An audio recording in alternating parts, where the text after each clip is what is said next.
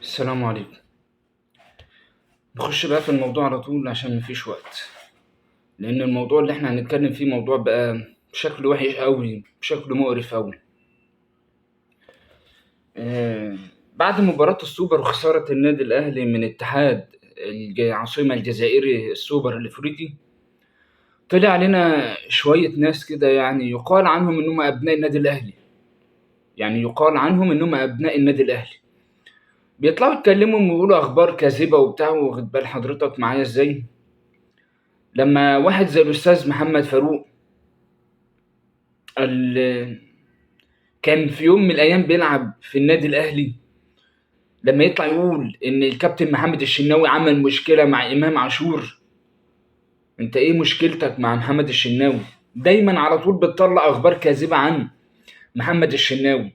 معرفش هو في مشكلة شخصية ما بينك وما بينه، وتطلع تقول أصل الشناوي يعنف إمام عاشور، قال له خد يلا إمام ولا أنت ما لعبتش، ايه اللي انت عملته ده النهارده؟ قال له لا يا عم سيبني في حالي يا عم، انا العمليه مش ناقصاك وبتاع.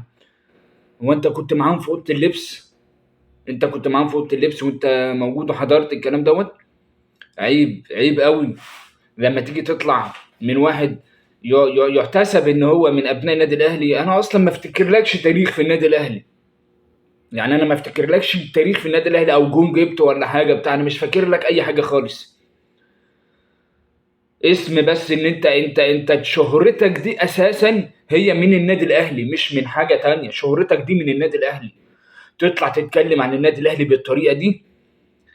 فطب احنا هنقول الجماعه الزملكاويه اللي زي اسلام صادي، زي رضا عبد العال، زي الناس دي، الناس الهبيده اللي بتطلع تتكلم دي، والاعلام الرياضي اللي بيطلع يتكلم، الاعلام الزملكاوي اللي بيتكلم، طب دولت محروق دمهم قوي، والقفا مش قلم بقى، قفا واخدينه على قفاهم من امام عاشور، وكل شويه يطلعوا بكلام واخبار كاذبه. بالمناسبه النادي الاهلي اخذ يعني شق القانوني ضد برنامج محمد فاروق، وكل من يتكلم باخبار كاذبه في خلال الثلاث شهور اللي فاتوا دولت عن النادي الاهلي، عشان بس ايه تكون الامور واضحه وصريحه، عشان احنا مش هنقعد نتكلم كتير في الموضوع ده. الموضوع ده يعني شكله بقى مقرف يعني. لما تيجي تشوف الناس دي دولت، يعني مثلا قفا كهربا لسه ما فاقوش منه، قفا رضا الامام عاشور مش فايقين منه، وحتى مؤمن زكريا اللي ربنا يشفيه لو كان لسه موجود لحد النهارده وبيلعب برضه كان هيبقى يعني هيتكلموا عليه برضه. فالنهارده احنا بنطلع نتكلم نشوف الحاجه ديت حاجه يعني حاجه مقرفه. ايه ده؟ تطلعوا تتكلموا عن امام عاشور، يطلعوا تتكلموا عن يعني ناس موجوده اصلا في النادي، كلها اخبار كاذبه، اخبار ما ينفعش ان احنا نتكلم عنها اساسا. ف... فان شاء الله باذن الله النادي الاهلي واخد الشق القانوني في المساله ديت، والنادي الاهلي رفع قضيه.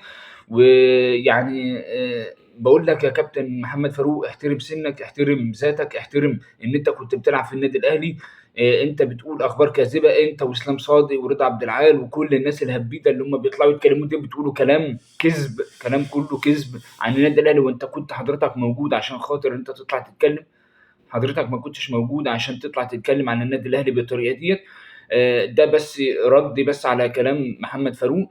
ان شاء الله باذن الله النهارده في فيديو ان شاء الله بعد المباراه النادي الاهلي مع المصري، واشكركم والسلام عليكم ورحمه الله وبركاته.